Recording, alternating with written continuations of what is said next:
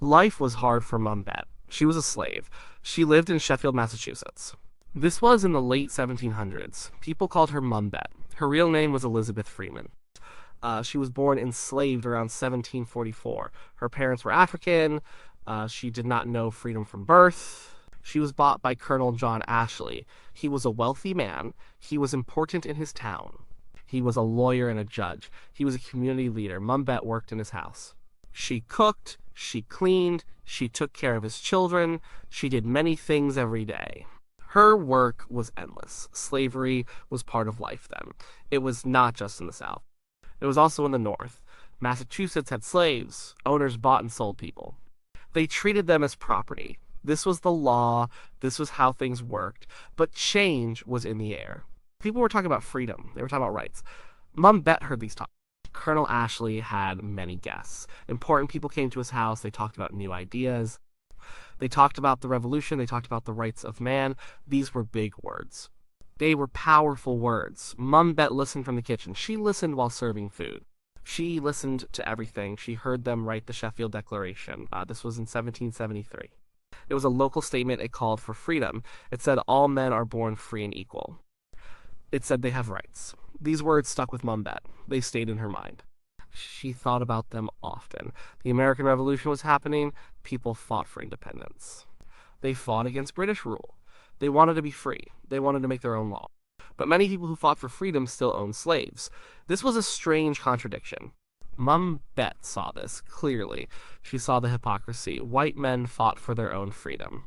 They talked about liberty, but they kept black people enslaved. They denied them any freedom. Mum Bett felt this deeply. She knew it was wrong. She knew she deserved freedom too. Life in the Ashley house was strict. Colonel Ashley was a stern man. His wife, Hannah Ashley, was also strict. She was often cruel. One day, Hannah Ashley tried to hit Mum Bett's sister. The sister's name was Lizzie. Lizzie was young. She was scared. Mum Bett stepped in the way. She took the blow herself. And Hannah Ashley hit her with a hot shovel. It left a bad mark. It was a deep wound. It was a permanent scar. This was a turning point for Mum Bett. She carried that scar. It was a reminder of injustice. It showed the violence of slavery. She knew she had to do something. She had to fight for herself. She had to fight for her sister. She had to fight for her freedom. She had heard the words of freedom. She had seen the scar on her arm. She felt a fire inside her. She decided to act. But how could a slave act? How could she fight? She had no money. She had no power. She had no legal rights. She was property. That was her status. That was her reality. But something shifted inside her. She found her courage. She found her voice. She knew one person who could help. This person was a lawyer. He was a young lawyer. His name was Theodore Sedgwick. He lived in Stockbridge. He was friends with Colonel Ashley. He was also a passionate man. He believed in justice. Mum Bett had heard him speak. She knew he was a good man. She knew he understood the law. She knew he might listen. She had to take a chance. She had to risk everything. She had nothing to lose but her chains. So, Mum Bett left the Ashley house. She walked to Theodore Sedgwick's office. This was a bold move. It was a risky move for a slave. Slaves could not just leave. They could be punished. They could be brought back by force. But Mum Bett went anyway. She had purpose. She had determination. She arrived at Sedgwick's office. She told him her story. She showed him her scar. She repeated the words she had heard. The words about all men being born free and equal. She asked him for help. She asked him to sue for her freedom. She wanted to be free. This was a big request. It was an unusual request. No slave had ever done this in Massachusetts. It was a challenge to the whole system. But Theodore Sedgwick listened. He was moved by her story. He was moved by her courage. He saw the truth in her words. He believed in the new ideas. He believed in the new laws. Massachusetts had a new constitution. It was written in 1780. It had a Declaration of Rights. This document said things. It said all men are born free and equal. It said they have certain natural rights. These rights included enjoying and defending their lives and liberties. These words were powerful. Sedgwick saw a chance. He saw a legal argument. He saw a way to test the new constitution. So he saw a way to help Mum Bett. He agreed to take her case. This was a big moment. This was the start of something new. This was the beginning of her fight for freedom. It was a fight that would change things for many people. It was a fight for human dignity. It was a fight that she would win. The year was 1781. The new Massachusetts Constitution was fresh. It was only a year old. People were still figuring it out. They were debating what it really meant. This new document had a powerful statement. It said, "All men are born free and equal, and have certain natural, essential, and unalienable rights, among which may be reckoned the right of enjoying and defending their lives and liberties, that of acquiring, possessing, and protecting property, in fine, that of seeking and obtaining their safety and happiness." Mum Bett heard these words. She heard them from her master's house. Colonel Ashley was involved in writing the Sheffield Declaration. That document used similar language. It stated that all men were free. Mum Bett took these words seriously. She believed they applied to her. She had lived a hard life. She was enslaved from birth. She saw the hypocrisy of her owners. They talked about liberty. They fought for their own freedom. But they kept people like her in bondage. The incident with the hot shovel was a final straw. The scar on her arm was a constant reminder. It made her decision firm. She would seek her freedom. Mum Bett was a brave woman. Leaving the Ashley household was dangerous. A slave could be caught. They could be punished severely. But she walked away. She went to find a lawyer. She chose Theodore Sedgwick. He was a young lawyer in Stockbridge. He was known for his sharp mind. He was also a leader in the community. He was even a friend of Colonel Ashley. When Mum Bett arrived at Sedgwick's office, she was determined. She told him her story. She showed him the permanent scar from the shovel. She spoke plainly. She told him about the words she heard, the words about all people being born free and equal. She asked him if those words applied to her. She asked if they meant she could be free. Sedgwick listened closely. He was a man of the Enlightenment. He believed in natural rights. He saw the new Constitution as a chance to put those ideas into practice. He had doubts about slavery. Many people in Massachusetts did. The state was moving towards abolition, but it was not fully there yet. Sedgwick saw Mum Bett's case as a test. It was a chance to challenge slavery in Massachusetts. He decided to take her case. He would argue that the new state constitution made slavery illegal. This was a bold legal strategy. No one had won a freedom suit based on this argument before in Massachusetts. He did not act alone. Another enslaved man joined Mum Bett. His name was Brom. Brom also worked for Colonel Ashley. Brom also wanted his freedom. Sedgwick decided to combine their cases. This made the case stronger. It showed a pattern of injustice. The legal action was called Brom and Bett v. J. Ashley. J. Ashley was John Ashley, their owner. The suit was for trespass and illegal detainment. This was a common legal tactic for freedom suits. It argued that the owner had illegally held the people. It treated them as if they were free people whose rights had been violated. Sedgwick gathered his evidence. He prepared his arguments. He had a strong legal team. Another lawyer, Tapping Reeve, assisted him. Reeve was a legal scholar. He founded a famous law school later. They worked together. They wanted to make a strong case for Mum Bett and Brom. The timing was right. The mood in Massachusetts was changing. The revolution had forced people to think. They had to think about what liberty really meant. How could they fight for their own freedom while denying it to others? This question was becoming harder to ignore. The legal battle would take place in the County Court of Common Pleas. This was in Great Barrington. The court date was set for August 1781. This was a significant moment. It was a big deal for the community. Everyone knew Colonel Ashley. He was a powerful figure. This case challenged him directly. It challenged the way things had always been. Mum Bett herself was not a passive participant. She was the one who initiated the action. She sought out the lawyer. She put her freedom on the line. She was a woman who had observed, listened, and understood. She had a keen sense of justice. She saw the gap between ideals and reality. The arguments Sedgwick would make were simple, but they were powerful. He would point to the Declaration of Rights in the Massachusetts Constitution. He would say its words were clear. All men are born free and equal. He would argue that slavery could not exist under such a declaration. It was a direct contradiction. This was a new legal theory. It was not about a broken contract. It was not about an owner's cruelty. It was about fundamental human rights. It was about the very legality of slavery itself in Massachusetts. This made the case groundbreaking. The preparation for the trial was intense. Sedgwick and Reeve knew they faced an uphill battle. Slavery was an entrenched institution. Even if the Constitution's words were clear, applying them to overturn slavery was a huge step. They had to convince a jury. They had to convince a judge. Mum Bett and Brom waited. They hoped. They prayed. Their future depended on this case. Their lives hung in the balance. But Mum Bett had a strong spirit. She had a strong belief in justice. She had already taken the hardest step. She had dared to ask for her freedom. Now, the law would decide. The court would have to interpret the true meaning of free and equal in Massachusetts. The court case was set for August 1781. It was held in Great Barrington, Massachusetts. The case was called Brom Bett v. J. Ashley. This was a trespass and illegal detainment suit. It was a clever legal move. It basically said that Colonel John Ashley had held Brom Bett unlawfully. It treated them as free people who had been wronged. The lawyers were Theodore Sedgwick and Tapping Reeve. They represented Mum Bett and Brom. They faced a tough opponent. Colonel Ashley was a respected man. He was powerful. He had his own lawyers. His lawyers argued that Ashley had legal right to hold Brom and Bett as slaves. They said slavery was part of the established order. It had always been this way. But Sedgwick and Reeve had a powerful argument. They used the new Massachusetts Constitution. This Constitution was adopted in 1780. Its Declaration of Rights was key. The first article of this declaration said, "All men are born free and equal and have certain natural, essential, and unalienable rights, among which may be reckoned the right of enjoying and defending their lives and liberties." Sedgwick stood before the jury. He spoke clearly. He argued that these words were not just nice ideas. They were the law of the land. If all men were born free and equal, then slavery could not exist. Slavery was a direct violation of this fundamental principle. How could a person be born free and equal and then be legally enslaved?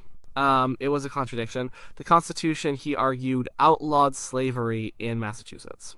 He explained that the word men in the Constitution meant all humans. It did not just mean white men. It meant everyone, including Mum Bett and Brom. He challenged the very idea of owning another person. He used the ideas of natural rights. These were ideas that the American Revolution was fought over. Colonel Ashley's lawyers fought back. They said the framers of the Constitution did not intend to abolish slavery. They pointed out that slavery still existed in Massachusetts. People still bought and sold slaves. They argued that the Declaration of Rights was a general statement. It was not meant to overturn property rights. They said slaves were property. The court was a serious place. The jury listened to both sides. The judge, Justice Caleb Strong, presided. This was not a simple decision. It would set a precedent. It would affect many people. It would decide the future of slavery in Massachusetts. Mum Bett and Brom were there. They listened to the arguments. Their lives were being debated. They had little voice in the court themselves, but their lawyers spoke for them. Their story was told. The scar on Mum Bett's arm was a silent witness. It showed the reality of their lives. Sedgwick's argument was bold. It directly challenged an old institution. It used new language, new law.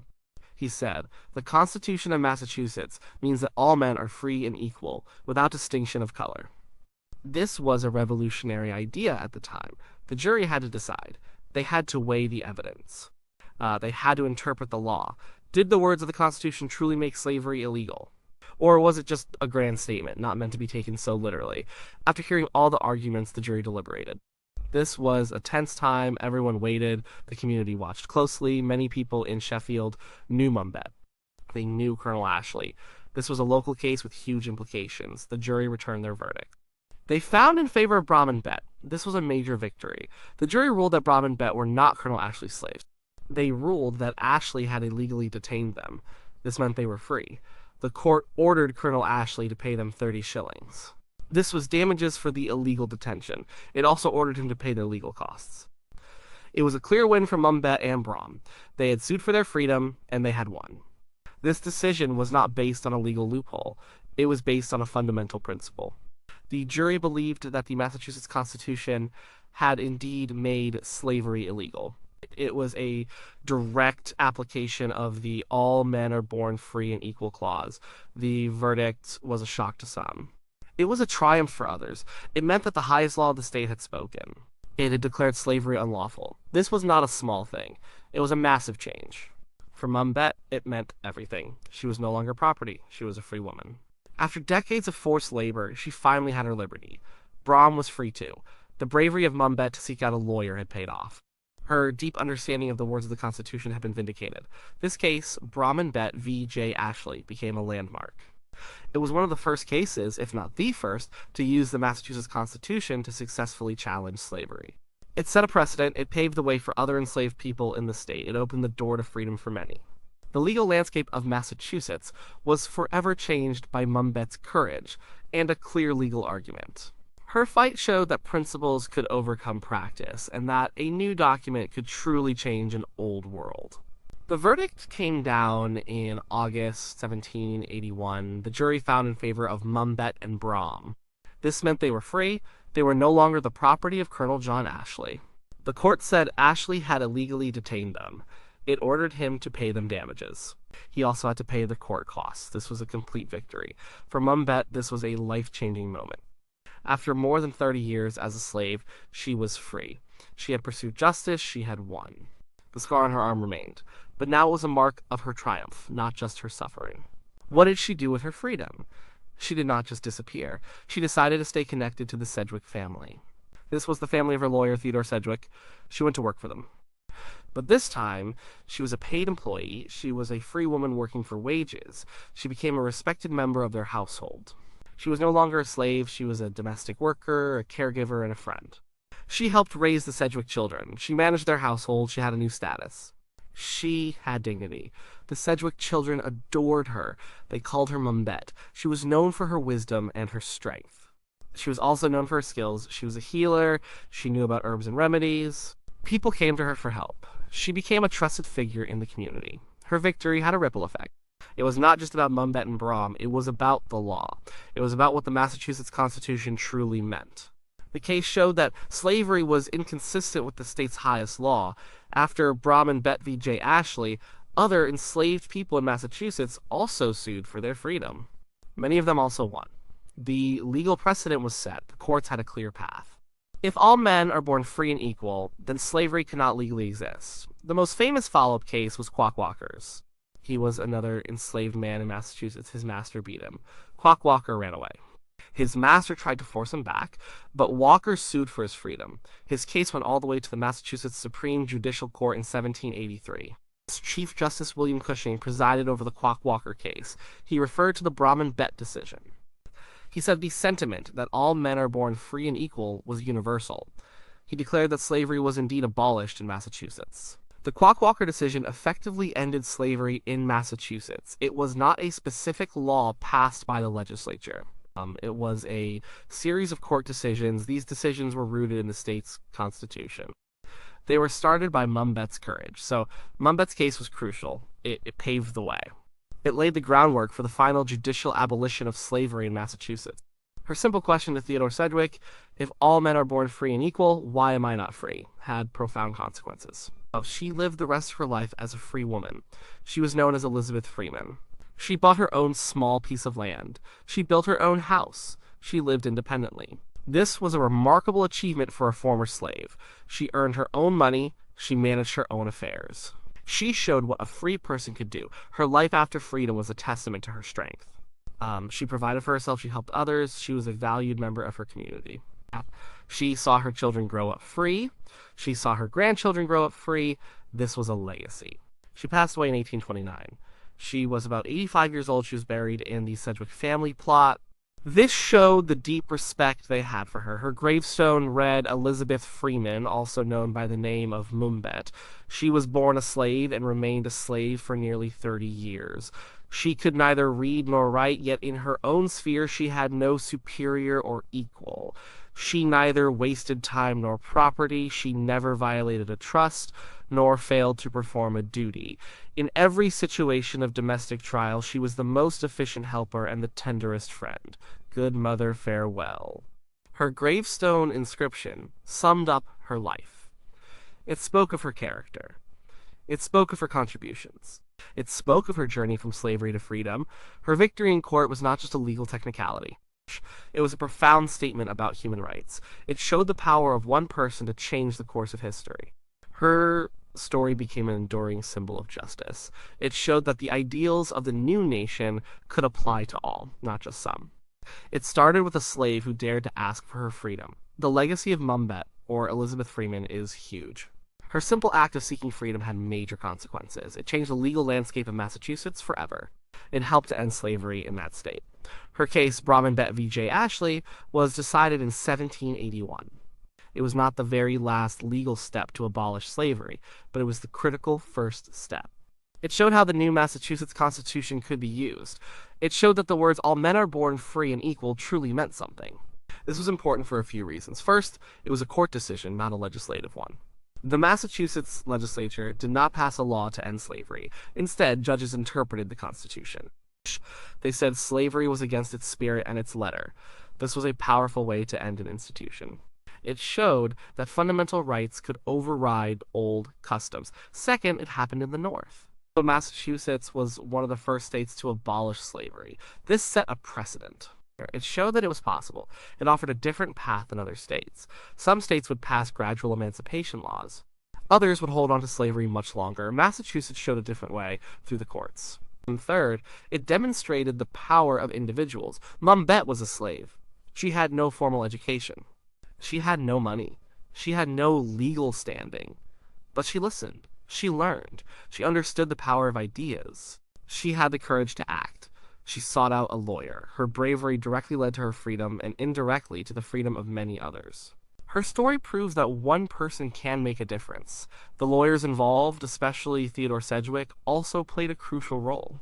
They were willing to take on a difficult case. They believed in the principles of the new republic. They were willing to challenge powerful people and old systems. Their work, inspired by Mum Bett, turned legal theory into human liberation. The abolition of slavery in Massachusetts did not happen overnight. It was a process. But the Brom Bett case was the turning point. It set the legal standard. It put slave owners on notice. It gave enslaved people a powerful tool to fight for their rights. The legacy also extends beyond Massachusetts. The arguments used in these cases echoed later. They contributed to the broader national conversation about slavery. As the country grew, the issue of slavery became more divisive. The ideas of all men are created equal were central to that debate. Mum Bett's case was an early and powerful example of those ideas in action. Her story became a symbol. It showed the hypocrisy of a nation founded on freedom but built on slavery. It showed that the promise of liberty had to apply to everyone. It was a quiet revolution. It happened in a courtroom, not on a battlefield. Mum Bett lived a long and full life as a free woman. She experienced freedom. She worked, she earned, she saved, she owned property, she raised her family. She was not defined by her past as a slave. She was defined by her actions as a free person. Her life itself became a testament to what freedom could mean. Her choice to remain with the Sedgwick family as a paid domestic was also significant. It showed her strong character. It showed her loyalty. It showed that she valued her relationships. It also showed a path for freed slaves to integrate into society. She was not just free from something. She was free to build a new life. Elizabeth Freeman's story reminds us that history is made by many kinds of people. It is not just kings and generals, it is also ordinary people. People like Mum Bett who stood up for themselves. People who saw injustice and acted against it. Her fight for freedom was personal. But its impact was sweeping. Her courage, her insight, and her determination created a path. A path for justice. A path for true freedom. Her case highlights the power of law. It shows how legal principles can drive social change. It showed that the words written in the Constitution could truly change lives. So, yes, a slave did sue for her freedom and win in the 1780s. Her name was Mum Bett, and her victory helped change a state. It made a real difference in the fight against slavery. Her legacy is one of courage, justice, and the enduring power of human rights. It's a story that still inspires today. It reminds us to question injustice. It reminds us to fight for what is right. It reminds us that freedom is for everyone.